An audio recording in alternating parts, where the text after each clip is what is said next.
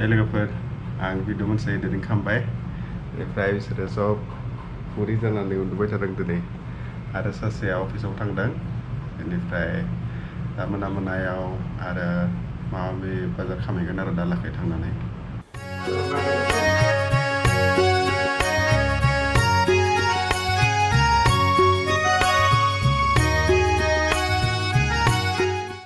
लोगोफोर आं दासो नुजाबाय नोंथांमोननि सिगाङाव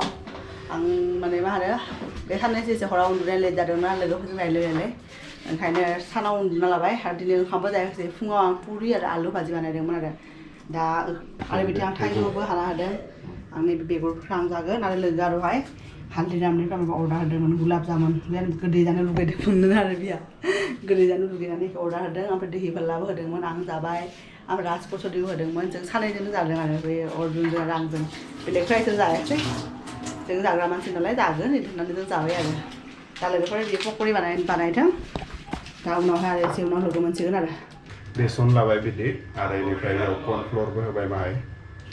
दायनै दैसे दावदैबो होनोसै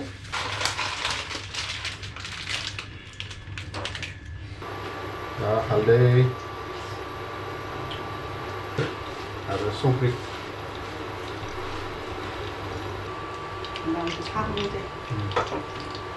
थाइजौआ बिराद गोदै दै होबाय आरो जों ओरै मिक्स खालामना लानोसै आरो दा नैबे बान्दा कबि आरो पियाज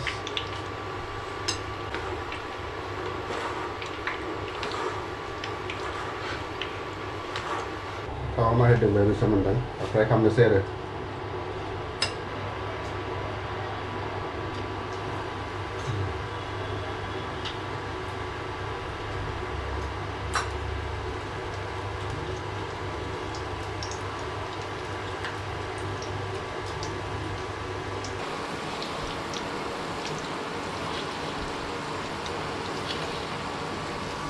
साहाबो फुदुंबाय थादों बिथिं फुंनिफ्रायनो साहा लोङाखैमोन आरो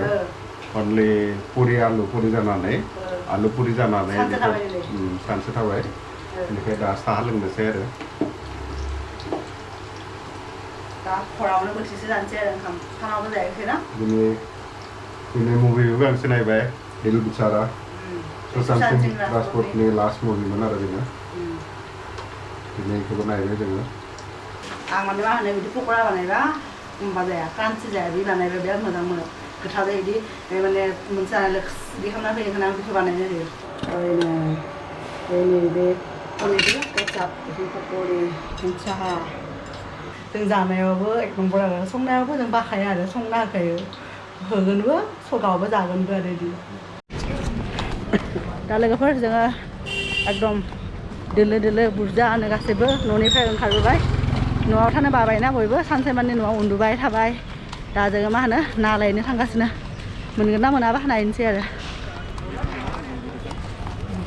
दा मोनाबिलियाव बिदि फैबाथाय मोजां नाङो आरो बाबा दा मोनाबिलियाव बिदि ओंखारबोबाथाय मोजां नाङो दा बिसोरबोथ' दा गाबोन न'आव थांगोन ना आरो बाव फिर सेम डिउटि अफिस माबा माबि ओंखायनो बिदि न'आव एसे सानाव उन्दुना लाबाय दा बाहेरायाव ओंखारबोबाय आरो ना लायनो दा ना लांनानै थांनानै आरो संहैनोसै आरो ओंखाम श्री नीलमाता वैष्णो मंदिर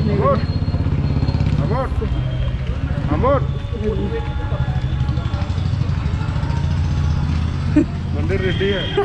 माला भी रेडी है ये माला भी रेडी है इधर माला भी है इधर अरे हम इधर आओ तो हाँ तुम लोग ना मतलब क्या है रेडी हो तो हम मानते हम लोग यहाँ पे आते हैं मंदिर नहीं आर्य समाज का पीछे है हाँ तो पीछे वो तो सर्टिफिकेट भी दे देते हैं वो अरे यार कोई दिक्कत नहीं तो फिर हम लोग इतने सही ना मैं लड़की वालों से हो जाऊंगी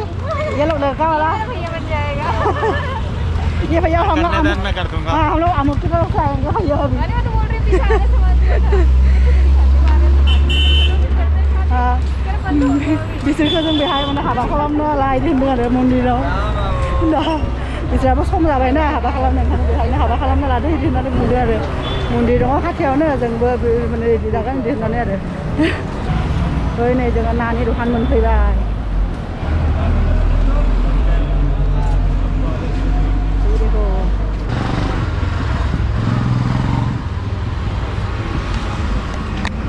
जों दा नानि दखानाव मोनफैबाय बिसोर मा ना लायोबा बारा भेराइटि गैया बेहाय दा मार्केटावबो थांनो हाया ना बिराद माने सिटुवेसनफोरा एसे गाज्रिनि थाखाय मार्केटावबो थांनो एसे बोरैबा मोनो दा बेहायनो फैदों आरो माबा मोनो नायनोसै मा लायो बिसोरो ये बड़ा वाला देखना बड़ा वाला बहुत अंडा होगा इसमें ज़्यादा अंडा होगा मछली कम होगा अंडा ज़्यादा होगा इसमें बढ़िया होता है बड़ा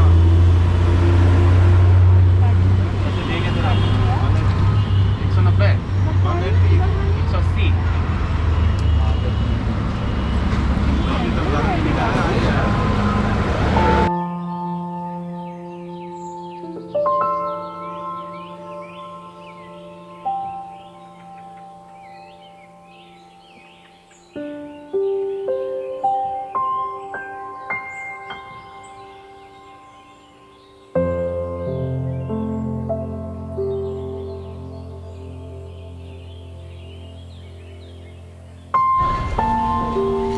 क्या बोलते हैं भैया इसको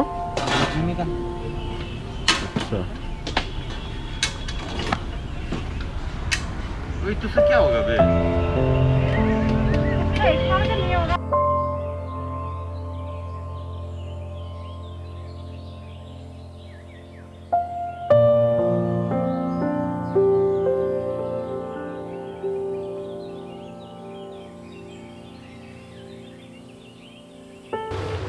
लोगोफोर जोंना आरोबाव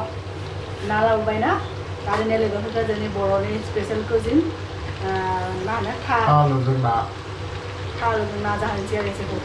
जोंबो गोबाव जाबाय जायैया 3 बोसोरसो जाबाय खोमा जायैया ओंखायनो जोंबो दिनै जानोसै आरो एसेखौ जाहोनोसै बिसोर माबायदि मोनो मोजां मोनखागोन जेनेबा आं इथं ना फ्राय खालामगासिनो दिनै पुरा भेराइटि माने मा होनो आइटेम बारा बानायनोसै आरो बे उदासिनि तिता केरेलानि भाजा नाजों बे थालु ओमफ्राय बेलेगजों सासेया माबाजों मा होनो बेसरजों ना बानायगोन आरो बेनि रेसिपि आरो बे नानि मेरला दावदै दंना बेनो नानि दावदैखौ माने टमेट'जों भुजि बानायनो हानोसै आरो बेखौ मेरला नायाबो गिदिरमोन ना 2 किल' 300 ग्राम 2.5 किल'सो ना बेबायदि आरो आलुखौ याव कुकाराव होनोसै बयल खालामना लानोसै बेनिफ्राय मा होनो ना एवबाय थादोंना आलुखौ बयल खालामना लानानै नादोंनो बेखौ रुसि बानायगोन आरो कारि बानायगोन आरो नानि दिनै पुरा लोगोफोरखौ गेस्टफोरखौ पुरा बर'नि एकदम खाजा जाहोगोन आरो बिसोरखौ लोगोफोर आं माने संनायाव बिराद माने बिजि आरो बिथिंबो सिलिन्डारबो जोबना होबाय आं माने उदासि फ्राय खालामखांबाय उदासि फ्राय खालामनानै बे नाखौ एवनो थाखाय नै पियासखौ एवबाय थादोंमोन आरो बे समावनो गेसा ओरैबायदि जोबना होबाय दा बे ना एवबाय थानायाबो इथिं जाबायनो बिथिं नैबेखिनिल' दं आरो दा बिनि उनाव बेलेगा माबा बानायो मा होनो बेखौ बिनि बे आं होनदोंमोन ना बेसरजों ना बानायगोन दा बे बानायगोन आरो बिनि एसे सम लागोन बे इन्डाक्सनावनो मोनसे बानायबाय थानांगोन ना नैबेखिनियानो लास्ट आरो ना फ्राय खालामनाया जाबायबो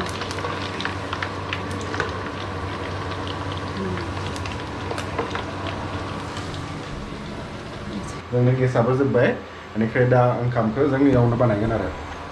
मा होनो दै गुदुं खालामखाबाय दा माइरङाबो सुनाय दंखायो दा बे माइरंखौ बेयावनो होसिगोन आरो दा दै गुदुं जाबाय थादोंना बेयाव दा बेयाव जिराबो एसे होनोसै मा मोजां जागोन आरो जाबाय माइरंखौ होनोसै बेयाव